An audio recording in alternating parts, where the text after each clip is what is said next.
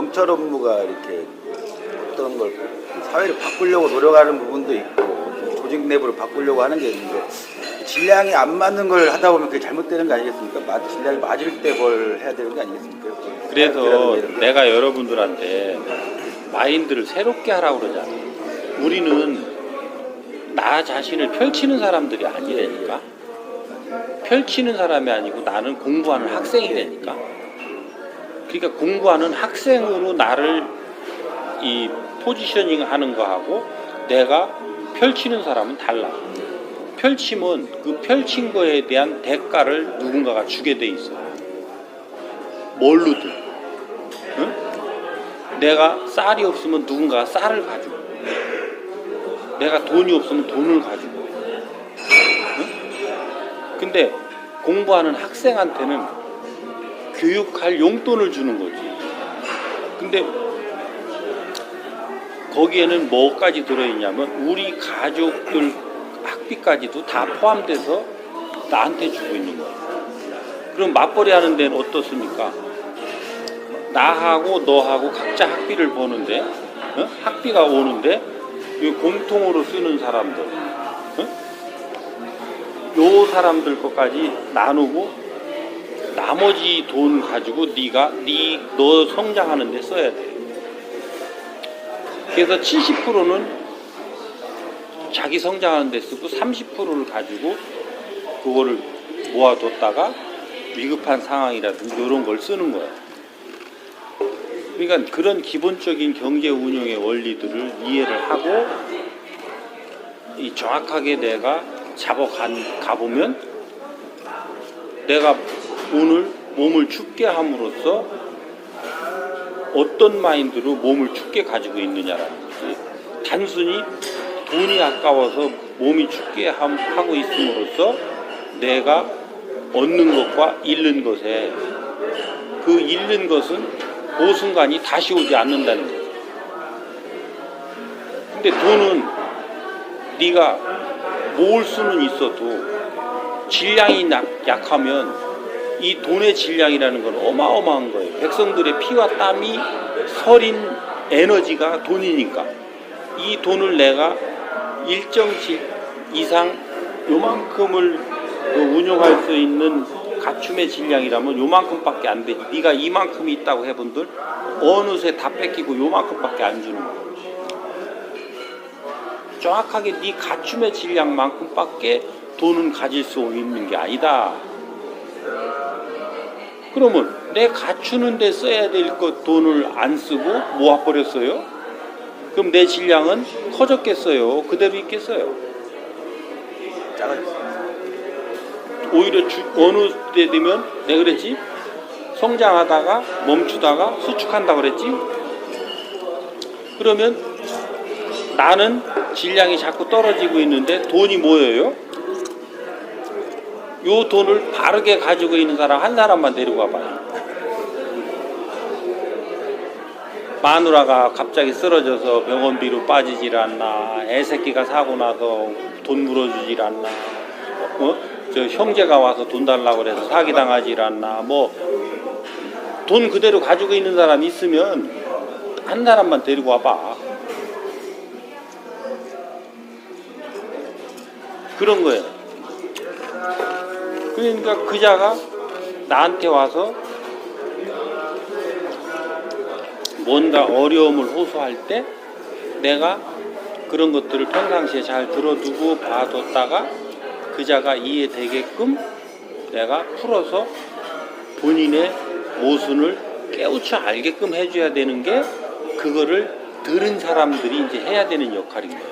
지금 당장 뭘 어떻게 하라는 게 아니라 그 사람에 대해서 자꾸 나한테 들려오고 보여준다라는 것은 그 사람 문제를 해결해 줘야 될 해결자이기 때문에 나한테 보여주고 들려주고 있는 거란 말이에요.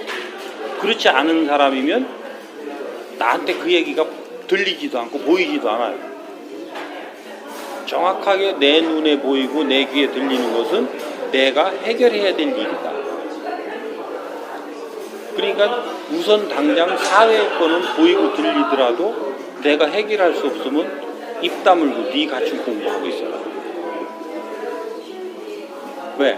거기다 입 대고 불만하고 자꾸 저 사회를 탓하면 네가 어려워진다 이렇게 되는 거예요.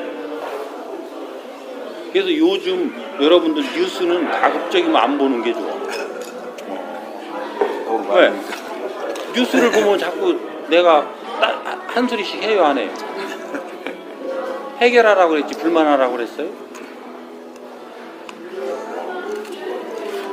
그러니까 안 보면 불만도 안 하지.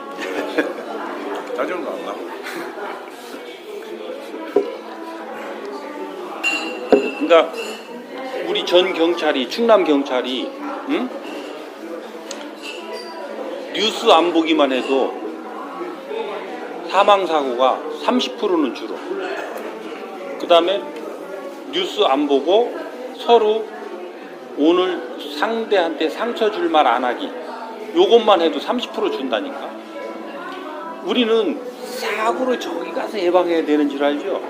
오늘 이렇게 우리가 재밌게 대화를 나눴잖아요. 요게 사고를 예방하고 있는 거예요. 왜? 어딘가 막 갈등으로 압이 차고 있는 요 에너지를 우리는 밀어내는 역할을 하고 있거든요. 그죠? 압이 차는 것은 이 압이 크게 폭발하기 전에 자잘하게 계속 그걸 하게 돼 있는 거예요. 그러니까 이거를 너무 때려 막잖아요. 한 명, 두 명 이렇게 사망하는 걸 때려 막으면 세월호 같은 일이 터지는 거예요. 왜? 이 압이 하나로 뭉쳐서 하나로 터지면 그렇게 막 대규모 사고가 나는 거예요. 사회의 압이라는 게 왜 우리 팥죽 끓이면 뽀글 할 때가 있고 벌컥 할 때가 있고 퍼그덕 할 때가 있지. 그런 거란 말이야.